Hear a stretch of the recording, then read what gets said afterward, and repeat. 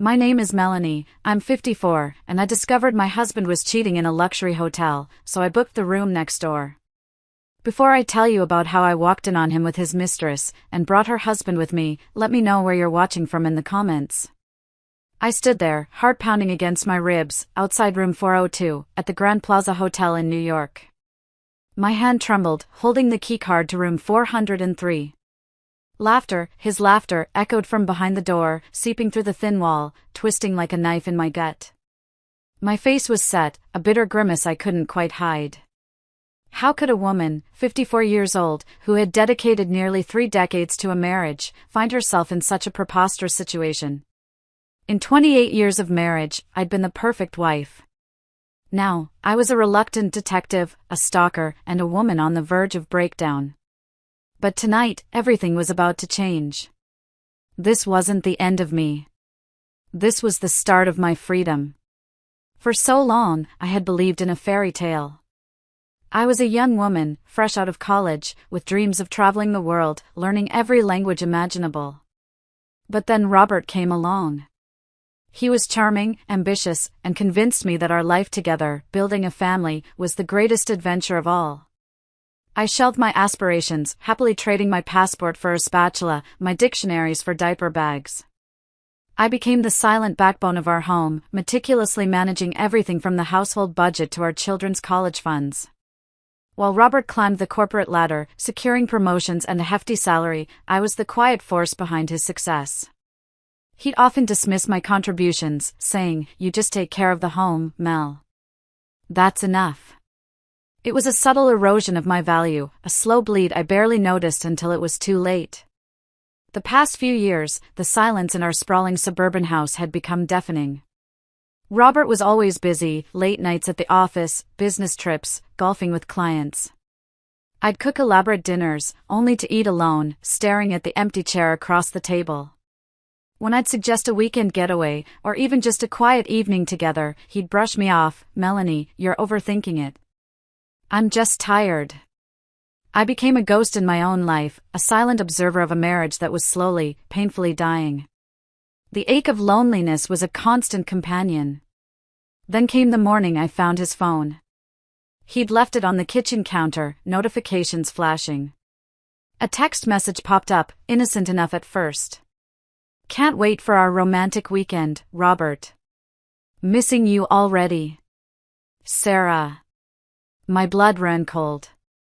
My hands started to tremble so violently, I almost dropped the phone. Sarah. The name echoed in my head. Who is Sarah? My initial shock quickly morphed into a cold, calculated resolve. I didn't confront him.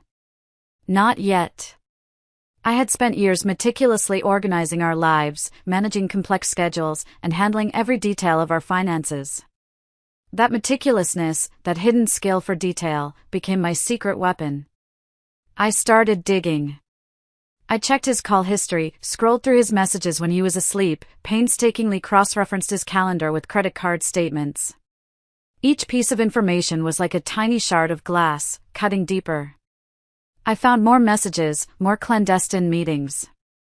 The affair wasn't new, it had been going on for at least 8 months.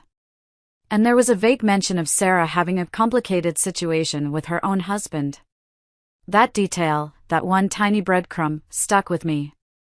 This wasn't just about Robert's betrayal, it was about a whole network of deceit, and I was going to unravel it. This wasn't about revenge, not entirely. This was about reclaiming the pieces of myself he had so carelessly discarded. The evidence mounted, undeniable and sickening. Robert and Sarah were planning a romantic weekend getaway at the Grand Plaza Hotel in New York. A luxury hotel, no less. He'd probably used our joint account. The audacity. My initial grief twisted into a fierce, unwavering anger.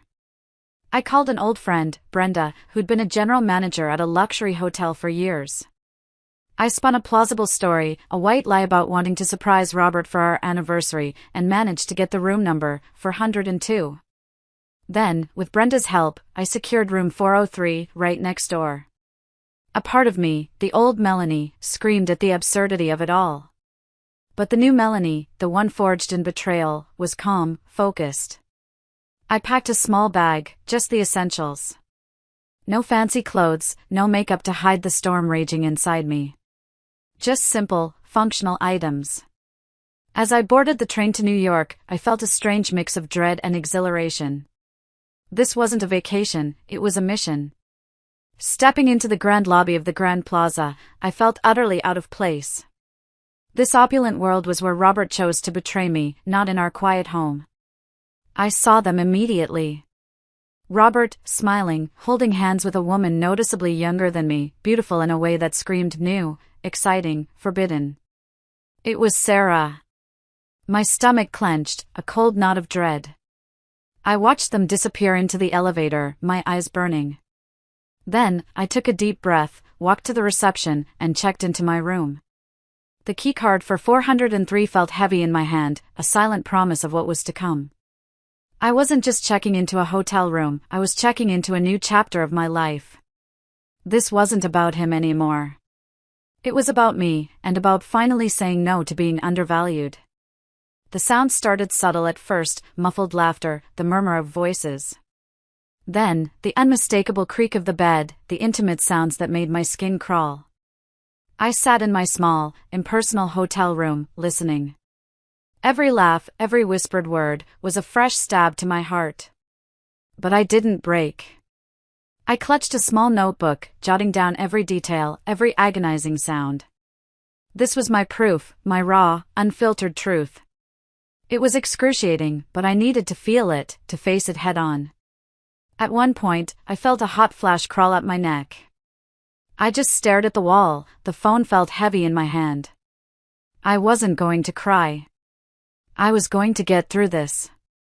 In the dead of night, unable to sleep, I slipped out of my room, needing air, needing to escape the suffocating closeness of their betrayal. As I stood in the deserted hallway, leaning against my door, I saw him.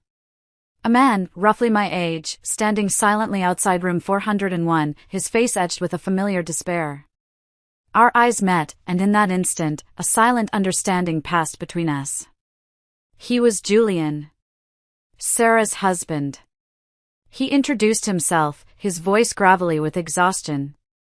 I knew she was seeing someone, he admitted. I hired a private investigator a few weeks ago. I just needed to catch her in the act. My heart ached for him, for us. We went back to my room, the sanctuary where shared pain could finally breathe. We talked for hours, exchanging stories of betrayal, of feeling invisible in our own marriages. Julian listened to me, truly listened, something Robert hadn't done in years. He praised my strength, my courage to come here alone.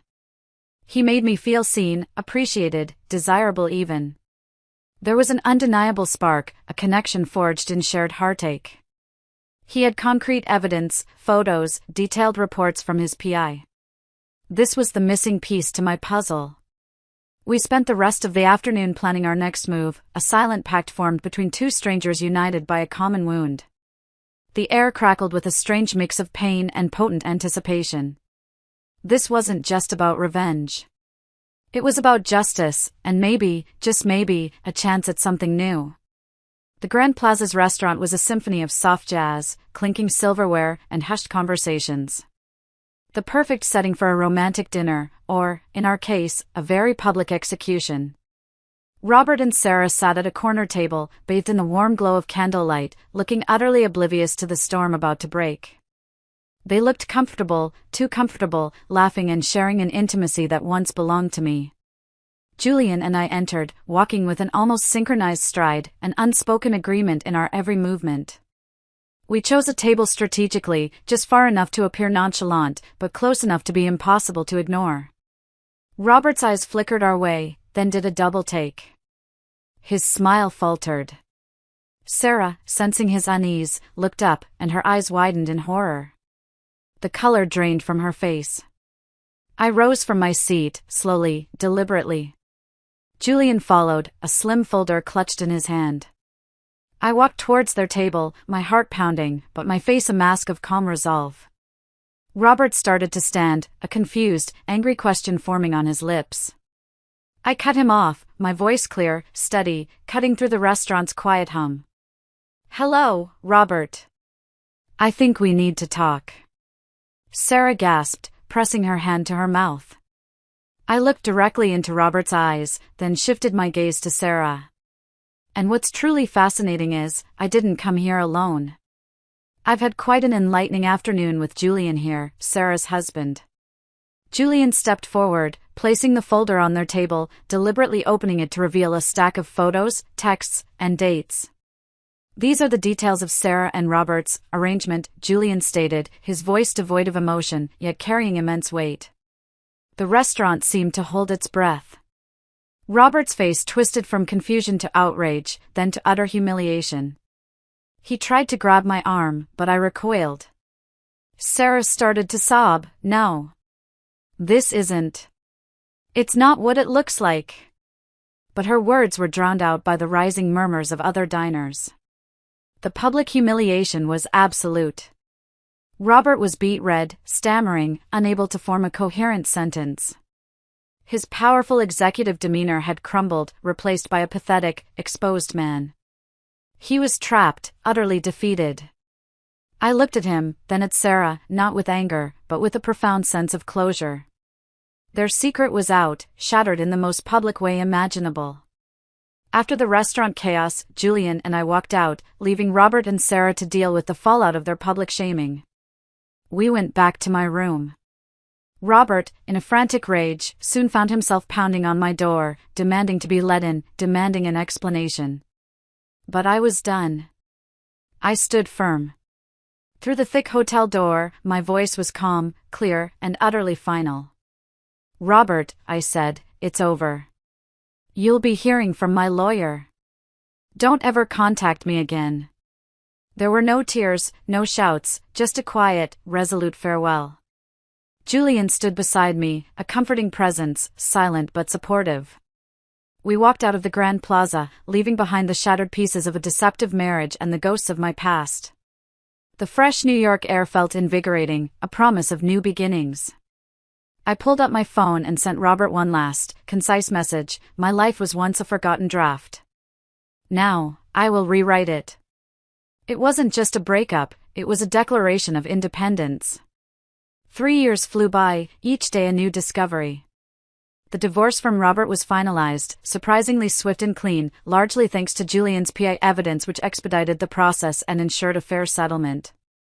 I finally used a portion of that inheritance to enroll in language courses, picking up where I'd left off decades ago. The joy of learning, the thrill of understanding a new culture, was intoxicating. I even started taking on freelance translation projects, my mind buzzing with newfound purpose.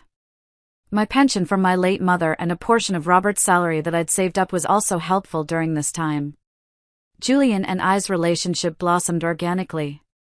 It wasn't a rebound, it was a profound connection built on mutual respect, shared vulnerabilities, and a deep understanding of what it felt like to be underestimated. We discovered a mutual passion for travel, but not just sightseeing. We wanted to help others rediscover themselves. So, we founded Renaissance Journeys, a bespoke travel consultation company specifically designed for people over 50 looking to embark on personal Renaissance journeys. We helped them find adventures, learn new skills, and reclaim parts of themselves they thought were lost. Our company thrived. We were busy, happy, and fulfilled.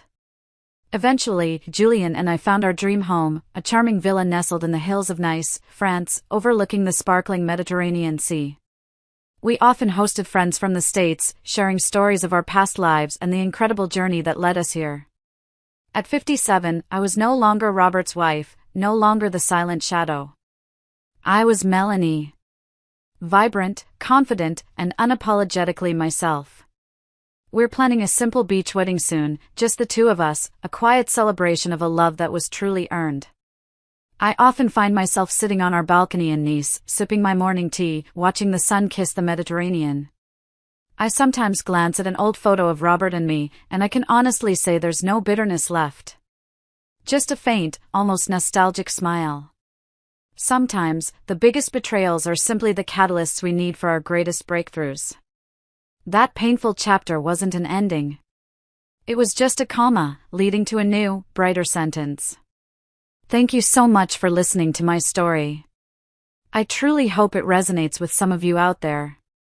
Have you ever faced a similar turning point in your life, where a difficult experience ultimately led you to something better?